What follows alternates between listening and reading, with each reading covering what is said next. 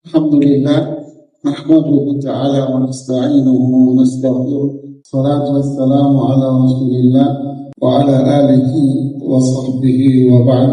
Tema kita hari ini bicara tentang memanfaatkan umur dengan tentunya hal yang bermanfaat buat kita semuanya di dunia dan di akhirat. Bapak dan Ibu sekalian, kalau kita bicara ini, Allah Subhanahu wa ta'ala sudah mengatakan di dalam Al-Quran di surat yang kita hafal karena pendek, al-asri innal insana lafi khusr. Al-asr di sini ada yang mengartikan arti yang spesifik, khusus, sempit. Ada yang mengartikan dengan arti yang lebih luas lagi. Sebagian mengartikan al-asr itu salat asar, dan sebagian lagi mengartikan dengan makna yang lebih luas, yaitu waktu dan umur manusia. Artinya Allah Subhanahu wa ta'ala bersumpah dengan umur manusia. Kenapa? Karena di umur itulah manusia bisa mendapatkan kebaikan, atau di umur itulah manusia bisa menghasilkan keburukan. Rasulullah SAW mengatakan kullun nasi yaghdu faba'i'un nafsa. Orang di pagi hari beraktivitas, mereka semua menghabiskan energinya. Semua orang, mau beriman, mau kafir, siapapun orangnya, setiap pagi dia beraktivitas dan menghabiskan energinya di sana. Famu'tiquha aw mubiquha. Ada yang dengan kesibukannya itu dia menyelamatkan dirinya dari azab, bencana. Dan ada orang yang dengan aktivitasnya itu dia justru malah menempatkan dirinya dalam kebinasaan. Itulah umur manusia. Ada mereka yang dengan aktivitasnya itu menjadikan dia berada dalam kebahagiaan. Ada mereka yang dengan aktivitasnya itu justru dia berada dalam kebinasaan. Lalu para jemaah, mana yang paling banyak?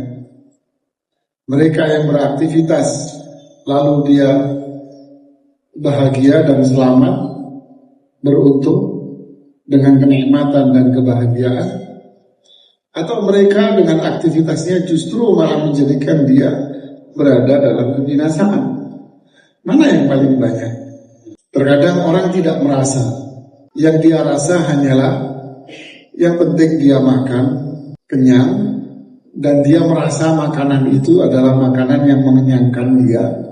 Ditambah lagi makanan itu ketika dia santap enak. Padahal makanan yang dia makan itu bisa memicu jantung, bisa memicu penyakit-penyakit berbahaya lagi. Tapi dia tidak merasa.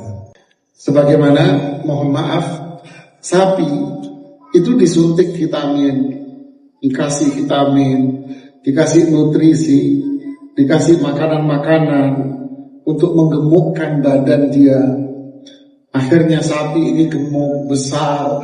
Dia tentu tidak akan merasa bahwa penggemukan yang dilakukan pada tubuhnya itu semua berakhir pada penyembelihan dan digorok lehernya. Sebagaimana ikan gurami itu, dia tidak akan merasa bahwa pelet yang dia berikan itu mungkin bagi dia nikmat.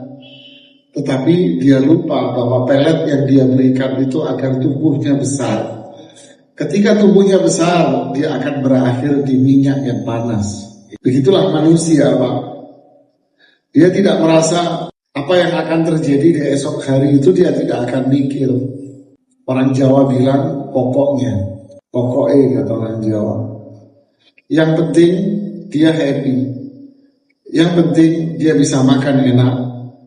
Yang penting dia punya kendaraan yang bagus, rumah yang nyaman, istri, suami yang cantik, ganteng, menyenangkan dia. Sudah cukup. Dia melupakan semuanya. Dia lupa bahwa yang dia perbuat itu bakal membinasakan dirinya. Inilah yang paling banyak, Pak. Ini yang paling banyak. Makanya Allah bilang, innal insana lafi khusrin. Manusia itu banyak rugi.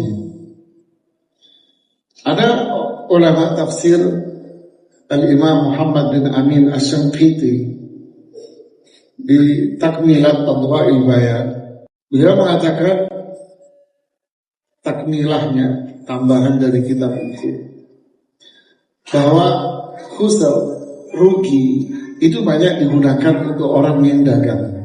Maksudnya apa ayat ini? Seolah-olah Allah ini ingin membuat sebuah perumpamaan. Perumpamaan apa? Umur manusia ini diumpamakan seperti modal usaha. Umur manusia diumpamakan seperti apa? Modal usaha. Allah ngasih modal sama kita berupa apa? Umur. Setelah itu, apakah kita bisa berdagang dengan baik atau tidak? Ada orang, lahannya dia itu digusur oleh pemerintah untuk pembuatan jalan tol ya, di daerah. Dia mendapatkan uang banyak. Ketika mulai pembayaran dan pelunasan, maka yang bersyukur adalah showroom dan toko elektronik. Mereka borong motor, beli motor buat dia, beli motor buat anak-anaknya. Rumahnya dipenuhi dengan elektronik baru, handphone beli baru. Bulan depan dia nggak punya duit lagi. Yang dapat miliaran sama, borong apa? Beli mobil, beli motor, handphone baru, elektronik baru. Bulan depan sudah nggak punya duit lagi.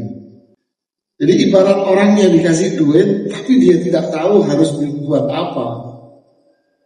Ada orang nimas uang 1 miliar buat dagang, buat modal usaha.